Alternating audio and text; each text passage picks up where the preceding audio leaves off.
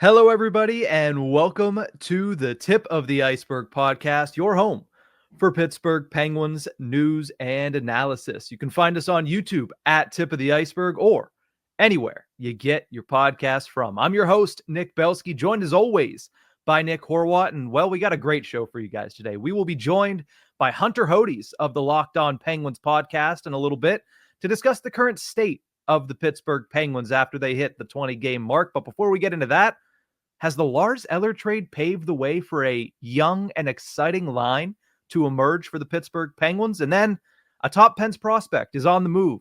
Who was it and where's he heading? We'll discuss that and more on the Tip of the Ice-Burgh. Let's kick things off with a new and exciting young line, Horwat, because that's what Penguins fans need right now is new, young, exciting, anything that makes them want to tune in to Penguins hockey. But I will say this. The Penguins traded Lars Eller a little over a week ago. The thought process around the team, as we'll discuss with Hunter, it was, well, they're starting to wave the white flag. Maybe not at full mast, but at least it's making its way up there. But according to Penguins president Kyle Dubas, the trade had one major intention. Quote, "We appreciate everything Lars did here, but we just think it's in the best interest of our team to continue to give our young players an opportunity and see what we've got." That's what Dubas had to say yesterday on the GM show with Josh Getzoff. The top of that list just happened to be Sam Poulin. What have your thoughts been on Poulin's current stint with the Penguins that was precipitated by the Lars Eller trade a week ago? It's felt a bit more purposeful this time around. I think it's a good word to use for the situation is that the first time he got called up, I mean, they've all been injury recalls, I think, so far. But for the sake of this time around, it's felt like he is making a bit more of a name for himself. He is here for a specific reason, and it is in part because of that make or break situation. Obviously, a goal hasn't followed yet, but every time I see him on the ice, it seems, or at least it did in the first couple of games, he seemed to be open and waiting for a pass. It seemed like he was in the correct spots on the ice to give himself that opportunity to finally pot his first NHL goal, or at least make a play to set something up to create action around the net. This time around has felt like a much more, that's why I use the word purposeful, a much more purposeful, he's taking more, strides on the ice. He's looking much better. And it's, maybe because the rest of the team isn't performing around him, he seems to be stepping up, or at least appearing to be up higher on the depth chart almost in terms of skill level. It's just felt like a much better run this time around for him, and it helps that he's gotten past the 3-game mark and he's gotten another point under his belt, and now as long as he keeps finding those open areas of the ice like that I keep seeing, at least maybe someone will find him and we can really start talking about Sam Poulin as being a legitimate regular in the NHL and not just he's here for injury replacement, and once those guys comes back, we'll see what happens. Yeah, I mean, the first 2 stints for him, he almost felt like a visitor, and at this point he kind of feels like he belongs at this level right now. That's exactly how I would have. That's essentially exactly how I was trying to put it. The first few felt like we could tell this is brief. This time around, it just felt like he's here to make the statement. Yeah, and I think a large part of that is that he's found a nice groove with Drew O'Connor and somebody who he got a lot of opportunity with last year in Wilkes-Barre, which is Jesse Puljujarvi. We talked, I think, on multiple episodes about the pool party line down at the AHL level last year. Well, that was Jesse Puljujarvi and Sam Poulin, and now here they are again, starting to do that at the NHL level, which is kind of what you wanted to see translate from last year when they were having all that success at the American Hockey League. That line in 3 games played so far this season, according to Natural Stat Trick, 58% of the shot attempts at 5-on-5. They've been outshot 17-22, and yet they control 55% of the expected goals. They control most of the scoring chances, 23-18, and they have 2 goals to the opponent's none. So that line has performed pretty well so far for the Pittsburgh Penguins. Again, small sample size, but they might have that opportunity to continue to show what they have. Dubas addressed that line specifically yesterday on the GM show, saying, quote, "They've given us a lot of offensive zone shifts. They've done that through using their reach and strength and tenacity to win pucks and then get pucks to the net. with all of them, it's continuing to hammer home that this is how you're going to be effective for us. This is your identity here for us. It's, can they sustain that? So it seems like Dubas likes what he's seeing as well, and he wants them to continue to get those opportunities. Obviously, there's some injury guys that are going to come back that could change things up, but it seems like this is a line, at least, that Kyle Dubas likes what he's seeing out of and probably wants to see more out of. It's hard to dislike it. It's one of those lines that, like you said when we opened here, it's the fans need something to sort of fall back on. They need something good and positive to look for. And that line is definitely one of them. It's a couple of young guys that, well, all three young guys that could have spots on this team in the long run. I think, O'Connor and Puljujarvi are both questionable to really make it through the trade deadline, make it into their next contracts in Pittsburgh. But for the time being, if the team wants to can this season, but look forward to next, well, and all three of these guys should be key pieces of next season, if that's sort of the internal plan, because Drew O'Connor brings a lot to the table, and Jesse Puljujarvi is really, really improving, and named for himself that the Penguins shouldn't want to get rid of, but it depends on how the season goes. And as of right now, I mean, it doesn't seem like Poulin's got interest from anywhere. So it's a matter of those three guys are proving themselves to be key pieces to a lineup that could be successful. And it's like you said, it's enjoyable to watch them play, and the fans need stuff like that. It's for the first time too in a long time that I think there's been a line that's actually had success where there wasn't a 30-plus-year-old on it. So that's a nice sign as well. But again, I think there's something interesting in that quote from Dubas where he says they all need to use their reach, their strength, their tenacity. They're all kind of the same mold. They're bigger forwards. They are better kind of in those tight spaces. They're good up against the boards, and they like the forecheck. So maybe there's something to be said about the fact that these guys are all kind of cut from the same cloth, and they all do the same things. So they kind of understand what each other are trying to do when they're out there on the ice. Whereas before, we would always say, well, you have the defensive responsible guy in Lars Eller. You could have that offensive guy in Valtteri Puustinen, and then that all-around guy in Drew O'Connor. Whereas now you have three guys that do very similar things and play a similar style. So maybe that's what's translating into success. And again, it's over 3 games, so it's not something to say, hey, this is cut and dry. You're going to be your third line for the future. But it's nice to know that this is an option that you can go to, especially in a season where there's been so much influx in the lineup. It's nice to see something like this where 3 guys get together and it seems to work right off the bat. Again, we'll see if they're able to have some runway. It seems like Kyle Dubas wants them to, but with Blake Lizotte potentially coming back, with Cody Glass potentially coming back, Kevin Hayes is potentially coming back. Who gets taken out of the lineup? Who moves around? Maybe it's Nieto and Ponomarev, especially if this third line is playing well. I think you have to give these guys an opportunity to prove what they can do, especially against some top-tier talent coming to PPG Paints Arena over the next couple of weeks. Yeah, you have to continue giving them their chances. It is going to be tough with legitimate NHL talent coming back to health, but that's sort of what the Penguins signed up for when bringing in all these names, when bringing in Kevin Hayes, Blake Lizotte, Anthony Beauvillier, amongst others, Cody Glass, if he's going to come back soon.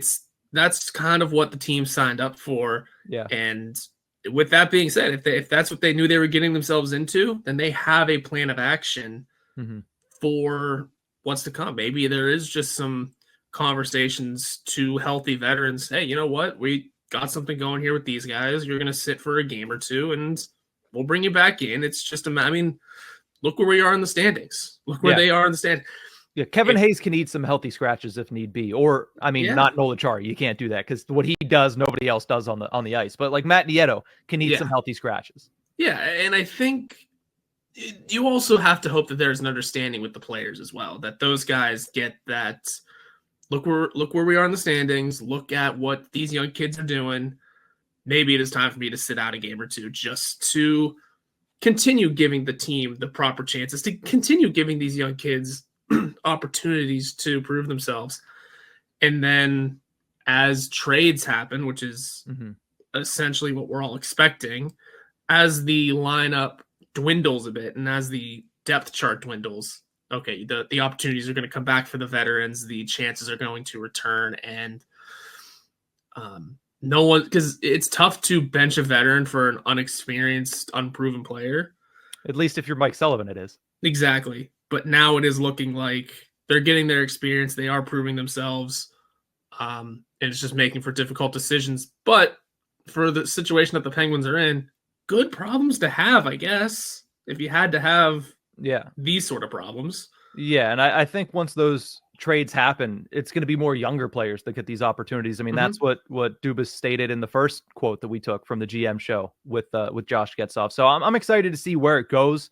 I want to see this line get some runway, and I'm glad it sounds like, at least in the eyes of Kyle Dubas, they should be getting some more runway. But one quick shout out before we send it over to our interview with Hunter Hodies. Penn's Hen on Twitter said, do you think we should name our third line the Pop line, P-O-P, with Puljujarvi, O'Connor, and Poulin, like when we had the HBK line? The Pens fan base can certainly use a little uplifting and hope right about now, and a great way of selling merch too. I like it. You said maybe the OP line, OPP.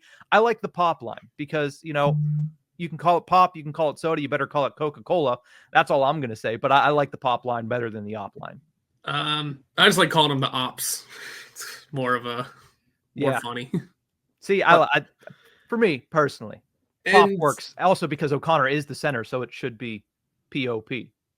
Yeah, that's fair. And just, I mean, yeah, and when it comes to selling the merch, I don't think there's too many issues with that when we still have Crosby around selling a ton of jerseys. Well, although it would be fun to get. You put Jesse Puljujarvi's face with him licking his nose on a soda can on a T-shirt, you're going to sell it every day. Here, these are the kind of shirts and designs more for places like Steel City or Pittsburgh Clothing Company. Those are the ones that get on the fun, the goofy little lines like that.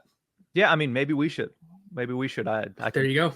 Could have Kayla whip us up a design and we can throw it on Black and Gold Apparel. We don't have anything up on Black and Gold Apparel. Maybe we should start, and maybe we should start with the Pop line. But we're going to take a quick break. When we return, we're joined by Hunter Hodies, one half of the Locked On Penguins podcast, to discuss, well, everything Pittsburgh Penguins. We'll be right back.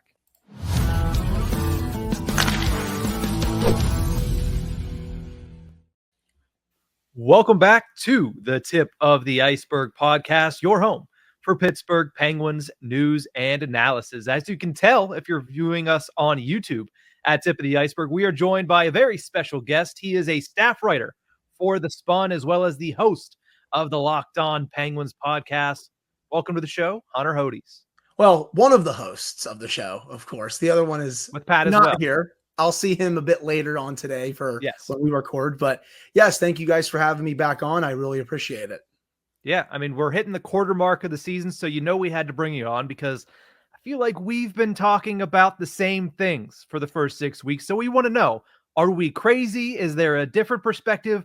Or are we seeing things the way everybody's seeing things? And I think that might be the way it goes. But obviously, the Penguins sit now at 7-10-4 after that loss on Tuesday night. They're 7th in the Metropolitan Division as of this recording. I mean, Hunter, what is your main takeaway from the first 6 or so weeks of this season? This is a bad team. That's really my main takeaway right now. I know, breaking news analysis right there from everyone that listens to or watches this. But yeah, this is flat out a bad hockey team. You saw it again on Tuesday. That is the 8th multi-goal blown lead that the Penguins have already had. We are in mid to late November. We're not even at game 30 yet. They've already blown 8 multi-goal leads this season. It's ridiculous. You're playing really well through 40 minutes. I was getting ready to come on here and say, hey, this could be one of the finest efforts of the season if they were able to finish that off in the third period. I thought the first 40 minutes they were playing really well against the Lightning. And then the final 20 minutes come along and they get badly outplayed, badly outshot. Tristan Jarry was, at least in regulation, trying to do everything in his power to keep the Penguins up. But then, they make it 2-1, and then a few minutes later, kind of scores on himself there. A little bit of a lucky bounce. And then I was still waiting in my head. I'm like, he's going to do something bad or something hilarious. Sure enough, that happens in overtime where he bites on a fake that I don't really know why he was biting on there.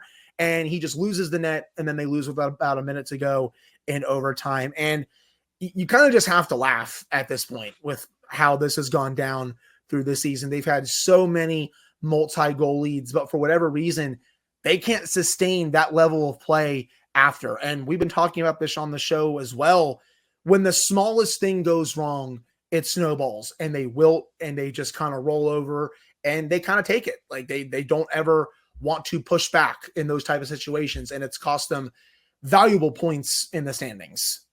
Yeah, I call it the Sully shell, what we see in the third periods a lot of times. And it's not one player, it's the whole team. And that's why you kind of have to look towards coaching. And we'll talk about that in a little bit. But it's amazing that they continue to just kind of fall apart in third periods whenever they have the lead. You said it there, 8 in the first 21 games. That's almost a blown lead every other game. And it's multi-goals too. It's not like you're like, oh, well, you had a 1-goal lead, but that team came out firing. It's like, no, you've had 2, sometimes 3-goal leads that you just can't hold on to. And a lot of that does go to the goaltending. A lot of that goes to the defense. But you mentioned one name in there specifically, and that's Tristan Jarry, which may have answered my next question. But who in your eyes has been the biggest disappointment for the Penguins this season? Because I think expectations, they weren't high, but they were not this low. So is there one player that you think stands out more than the others as far as who's disappointed so far?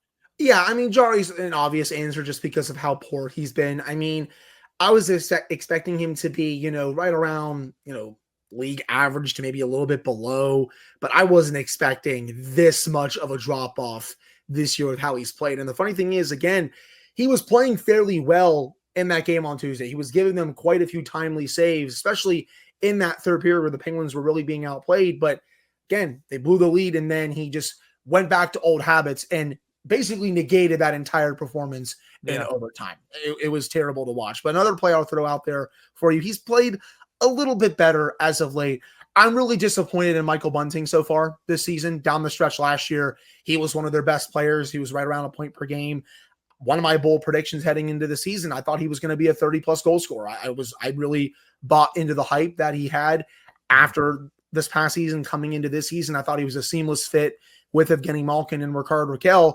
And so far this season, he has not lived up to expectations. Again, he's been playing a little bit better this last week to 10 days. He's been kind of coming out of his shell a little bit. He scored a couple of goals, but that start to the season was not pretty. And you saw him get scratched for at least one game. He needs to be a lot better.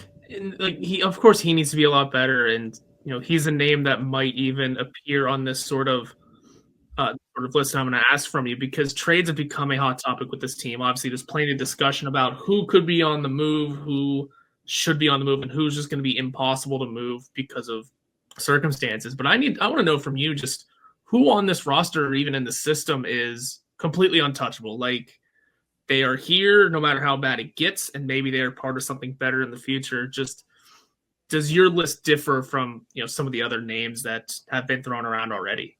Well, I mean, like core player wise, Sidney Crosby's not going anywhere. Do not even engage with Paul Bissonnette's, engagement farming on Twitter X. It's just total nonsense. I don't even want to discuss it. It's just garbage. So don't even engage with that. He's not going anywhere. Evgeny Malkin, he's not going anywhere either. I would be stunned if he played for another team at this point in his career. There's been a lot of chatter about Chris Letang. I don't see it. I think he's going to retire as a member of the Penguins. I think we were discussing this on our Tuesday episode with Pat. If Letang leaves, like what message does that send to 71 and 87? Are they going to go to ownership or Kyle Dubas and they're going to be like, oh, hey, now that he's gone, we want to get out too? Because I think all of them together, they see it as them three going out together because they all came up basically at the same time. So I still don't think Letang is going to go anywhere. I also think his value right now is fairly low considering his game has not been very good this season. In terms of other untouchables, I mean, I think almost anyone else on this roster you can probably get for something. I mean, you're not going to trade, for example, Owen Pickering, Harrison Brunick, Tristan Brose, Marachal, Blomqvist, like those guys. I don't think they're going to be trading those guys, but players on the roster right now, someone like a Drew O'Connor, Marcus Pettersson, those guys I think will definitely get out of here. Noah Chari, I think someone could potentially pay a type of pick for him at the deadline. He's been a lot better this year compared to last year. Heck, even Matt Nieto, I feel like could maybe fetch, a late pick at the deadline just because, he's only played a few games, but he's at least a serviceable NHL player in the bottom six. But if we're really talking about untouchables, I would say it's the big three and then those prospects that I mentioned. Otherwise, I feel like the players on the roster right now, they could all be had for some price. I would maybe put Brian Rust in close to the untouchables as well, but I think that even he would have a price. It would just be fairly high and for a good reason. Yeah, and obviously everybody talks about the fact that, most of these players have modified or full no movement clauses. So how do you maneuver that? And also, what does that do to your potential return? Because, maybe there's somebody that's willing to pay that hefty price for Brian Rust, but maybe Brian Rust says, I don't want to go play for the Edmonton Oilers. I don't want to go play in Western Canada. I want to stay in the Northeast of the United States because that's where his family's from. So I don't know how many of these guys, especially, whenever you get into the conversations that people are having about, Erik Karlsson, does he want to go back to Ottawa? He'd have to, because there's no other choice. There's a reason that, the Penguins were able to get rid of all the contracts they got rid of that were deemed problem contracts by many for a guy like Erik Karlsson at the time, who was coming off of 100 points in a Norris Trophy season. It's because he gets to choose where he wants to go. So I think that's going to play a big factor as well, which is why, people don't want to hear it, why guys like Drew O'Connor might be very easy to move, because short contract, cheap contract, no clauses, and he's younger. He's 25, 26 years old and plays in a lot of different situations. Now we're seeing him at center for a handful of games as well. So that's going to take his trade stock up. So it's going to be interesting for Kyle Dubas, because he's going to have a lot of levers that he can pull. Which ones does he pull? Because I don't think that you're going to see him go out there and trade all of these names, but there's certainly going to be a lot of conversations to be had. And which ones does he end up pulling the trigger on? I think is going to be very interesting as the season progresses, because I don't think it's going to be waiting till the deadline either. I think we saw him move Lars Eller as a reaction out of that Monday game and saying, listen, I can do this right now.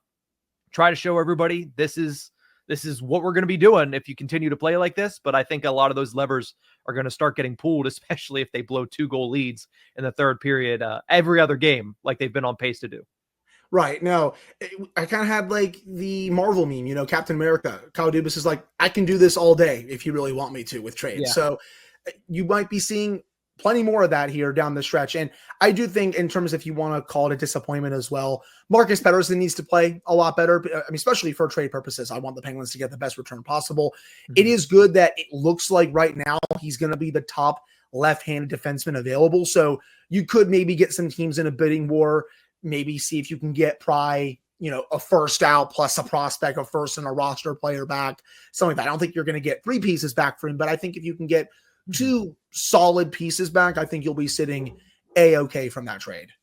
Depending on the team that he goes to, I already saw somewhere that David Savard might be able to capture a first-round pick. So if David Savard is going for a first, by all means, Marcus Pettersson can get a return back from someone. It would just depend on the team, and a team willing to throw one out the door. So Ben Sherratt went for a first-round pick 2 years ago. So there you go. Yeah. Well, also, guys, are we forgetting, according to Josh Yohe, which team is interested in Marcus Pettersson? Which president of hockey operations is interested in Marcus Pettersson? And which president of hockey operations does not give a flying bleep about first-round picks? That's Jim Rutherford and the Vancouver Canucks. So if Pettersson can maintain, to some extent, a half-decent level of play, Jim Rutherford will overpay for him. So I don't think we have to worry about any type of return as long as that name and that team is in this conversation. That's fair. Yes. So we've talked players, but there's one guy in the organization that I think everybody is setting their sights on in the fan base, and it's Mike Sullivan. And it's only going to heat up more because of what we saw in Boston with Jim Montgomery earlier this week. But what do you think it would take for him to get his walking papers from Pittsburgh? Because they're close to last in the Eastern Conference. They're vastly underplaying and underperforming what they expected to. What would it take for them to finally pull the trigger on Mike Sullivan being out as Penguins head coach? Nick, that is a great question, because I really have no idea at this point. You could have fired him over a number of losses this year. Edmonton being one of them, the collapse in Calgary, heck, even that game in Columbus. Heck, if they had fully blown that game against San Jose, that one would have been a very easy one to fire him after as well.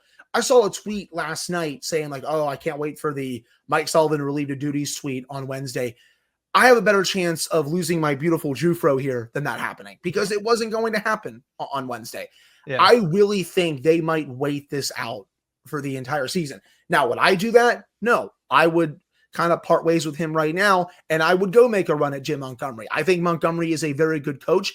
I don't think he is the main reason why the Bruins stink this year. I look up and down that roster. It's not very good. And Jeremy Swayman is also not playing well in net after missing all of camp in the preseason. You want to blame someone in Boston. How do you blame Don Sweeney for that roster construction these last couple of years? Yeah, they probably overperformed last year, but a big reason for that was because of their goalies. And, oh, yeah, Jim Montgomery is a very good coach. I think he's a very good X's and O's guy, and I think he will be able to turn around the way the Penguins have played defensively this season. I think he'd be able to instill, some new innovative ideas for this team. So that's what I would do. But what I think the organization is going to do is that they might wait this out this entire season before making a decision in, mid to late April, early May, something like that. It's time for as much as he's accomplished here, the back-to-back cups with how successful he's been.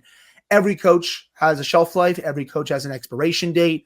He's reached his here. I mean, 8 multi-goal blown leads in 21 games says it all. He hasn't won a playoff series in 6 years right now. No coach should survive that. And hopefully that won't be the case at the end of the season, and they'll be able to finally move on and make a change, even though, again, I would do it right now personally. I'll tell you one thing. You just gave Matt Grzelcyk night terrors saying Jim Montgomery could be that option if they end up getting a new coach.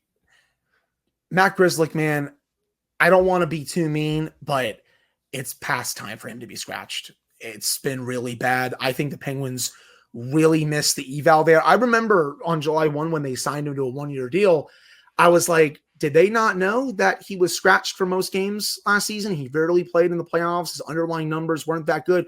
He was someone that I really wanted a couple of years ago when I felt like he was really underrated in the league. His numbers were great, especially in his own zone. But these last couple of years, he has fallen completely off a cliff. I'm not even sure the Penguins will be able to get anything for him at the deadline. That might have to be a future considerations type of trade, or something like that. But it is past time for him to be, in the press box for a night or two. I understand why Ryan Graves is being scratched right now, because I think he's been okay this season. He's been a bit better than last year, but that's not really saying much considering how bad he was last year. But if we're being real, 24 has been worse. I think one of the bonuses, if it is a bonus at all, with the Matt Grzelcyk deal is what we said going into the year with him is at least it's a 1-year deal. And for what it's worth, if we're pretty much throwing this season away already, it's, no harm, no foul. You cut back to next year. Well, you said something interesting there, Horwat. If we're throwing this season away. So I'll just ask you plain and simple. Are you throwing this season away? As we sit here right now, the Penguins are only 1 point back from a playoff spot. Now, there is games in hand from everybody else in the conference except for the New Jersey Devils. But do you still have any hope that this team can kind of put their foot in the sand and turn this around and become a playoff team by the time playoffs begin in April or May? To me, I think they're kind of punting on this right now. You already saw the move that they made with Lars Eller. Again, Kyle Dubas can do this all day. This team is not very good right now. I understand that they are still kind of in the race. You mentioned the games in hand, but this team is not good. We've seen how they've played through the first quarter of the season at this point. Could they catch fire? Technically, sure, but I don't see it, especially with the way they've been playing as of late. They would have to basically do a complete 180 with how they're playing in the defensive zone if they wanted to catch fire and go on, a 7, 8 to 10 game winning streak or something like that. So in my opinion, I think they're punting on this season. Pat's theory on the show is that they're going to really try to spend some money this offseason when they have a lot more cap space so that they can maybe really speed up the retool, because his theory is they're a year behind Washington and they're kind of trying to do what Washington did and you see where they're playing now. They're playing some really good hockey. They're in the playoff race, and they're going to probably be in the playoffs, but they'll have more money to spend this offseason. They're trying to get more younger players back in these trades. I think you might see Dubas try to take a home run swing for some sort of young roster player, either, later this year at the deadline, over the summer, something like that. But I think that's when you'll try to see him kind of maybe take the next step in this retool/rebuild on the fly process. And then even the year after that, they'll have over $30 million of salary cap space heading into that free agency. So you're going to see a much different roster, A, next summer, and B, the summer after that with the cap space they have. So I personally think they're punting on this season. Again, they're still in the race, but I think once we get to, Christmas, New Year's, it's going to look a lot different in my opinion. And that kind of started going into what I was going to ask next, which is just how quickly do you think this team can sort of retool and rebuild, especially if they're thrown in the towel on this year already, because like you said, there's going to be a lot of money in the coming years, plus the salary cap is expected to go way up.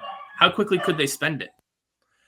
I mean, we all saw how quickly they spent the salary cap space last summer, right? I mean, they had over $20 million heading in, and that was gone in a matter of hours. Like the money that Kyle Dubas went out there and spent during free agency. And then obviously you bring in Erik Karlsson in August. They saved salary cap space in that deal. That's the funny. People don't remember that, but they actually saved salary cap space in that deal. It was just some of the other moves they made before that where they were a bit questionable. Again, the Ryan Graves signing, the Tristan Jarry signing, et cetera, et cetera. So I think it could go pretty quickly, but I also do think you could see Dubas maybe spread this out, keep some of that salary cap space open. With that Eller trade, he was able to open up a little bit of space and have some flexibility heading into December, January, heading into the deadline where maybe, he can still try to make a swing for a younger player that can help for the next several years. That's maybe not doing enough on a bad team right now. That's something that he can take advantage of. So I think it's both ways. A, if he really wants to, he could go out there and fill some holes in free agency and spend that money ASAP. But I think the likelier option, at least for me, is that, he goes out there, maybe makes a signing or two, but still leaves some money out there heading in, the rest of that, next July, August. So when, you're still seeing some rumors, he'll have money to kind of play with there. So they're going to spend up to the cap every year. I just don't think you're going to see it done on, day one of free agency or something like that. Well, you can find him on Twitter at Hunter Hodies, and you can catch him at Locked On Penguins alongside co-host Pat Damp. Hunter, thank you so much for joining the show, and let us know what's coming up for you guys on the Locked On Penguins podcast. Yeah, so today we're recording this with you guys at 1:30. So I'm recording with Pat in about an hour to an hour and a half. We're going to recap that game against the Lightning, do our Warrior Helmet Wednesday where we give our player of the week out to the player that was great for the previous week. And then, we'll keep doing our game previews for Thursday, Friday. We'll get everyone set for this weekend back-to-back. And then we have a new feature on Monday called Marshall Monday. Every Monday, Jesse Marshall from The Athletic comes on for at least a segment or two to discuss all things Penguins. And we debuted it a couple of weeks ago, and it's doing really great so far. We love having him on every Monday. Well, check it out on YouTube and anywhere you get your podcast from. That's Locked On Penguins with Hunter Hodies, with Patrick Damp, and on Mondays with our good pal, Jesse Marshall of The Athletic. But that's going to do it for this interview with Hunter. We'll see you guys next time.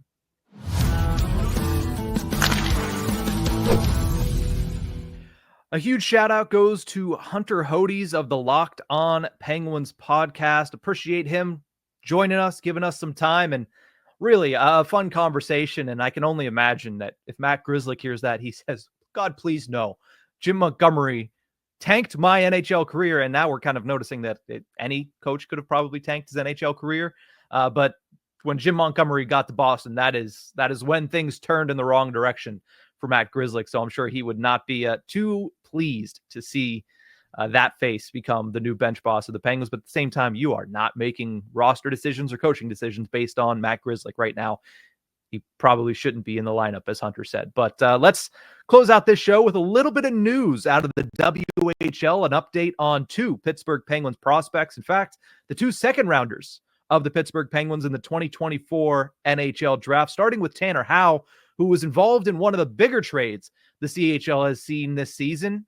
getting traded to the Calgary Hitmen along with Corbin Vaughn for Keats Fawcett, Reese Hamilton, a first-round pick, 2 other high picks, and 1 other prospect to be named later. The most WHL move of WHL moves, but good news for Tanner Howe, who moves from a 10th place team in the Eastern Conference to a 6th place team in the Eastern Conference. So a nice move there for Tanner Howe, the Penguins forward who was drafted in the 2nd round this year.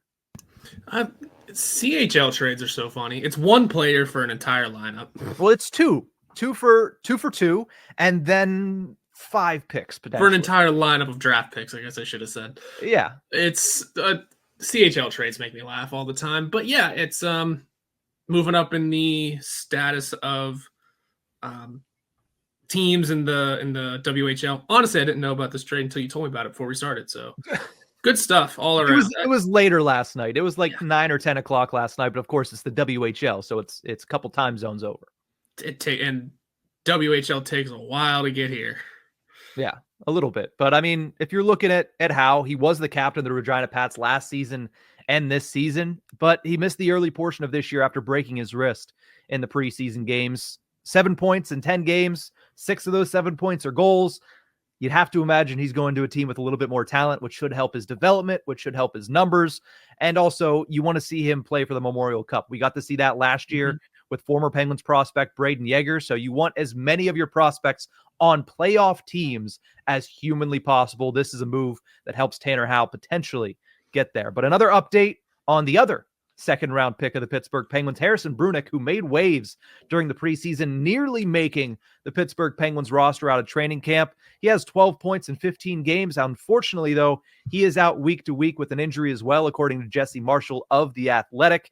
He plays for the 6th place Kamloops Blazers of the Western Conference. So both Howe and Brunick now on 6th place teams in their respective conferences. You're hoping to see both of them get an opportunity in the WHL playoffs coming up in many, many months. But a decent start for both of them. They're not at the bottom of the standings, which is where both Regina and Kamloops were at the end of last season. Yeah, it's all about moving up, getting those prospects some extra playing time, and making sure they're on the ice as much as possible to continue their development, continue their growth. And I mean, for Harrison Brunick, at least, he looked good whenever he was in Pittsburgh for his stint. Yeah. So carrying that over into back to his junior team, and then when it comes time for next season, he's a bit more stewed, a bit more cooked. Not cooked, you know what I mean? Yeah. A bit more ready and a bit closer to developed. Yeah. I already used developed, so I was trying to use something different. Fair a enough. bit more marinated in yes, preparing for what should be a pretty solid NHL career. Yeah, and this year we said he nearly made it, and part of that was Erik Karlsson might not have been ready for the start of the season, but once he was, they decided to move Harrison Brunick. But here we are 20 games in. We're talking about Owen Pickering getting an opportunity. We're talking about, man, Matt Grzelcyk's on a 1-year deal, and it's probably not getting another one.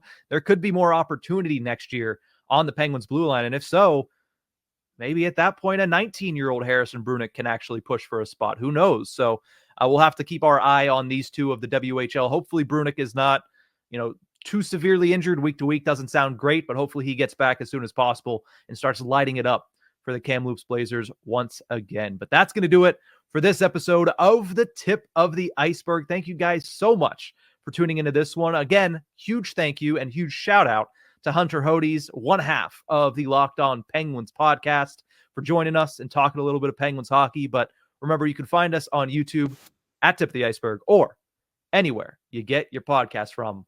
We'll see you guys next time.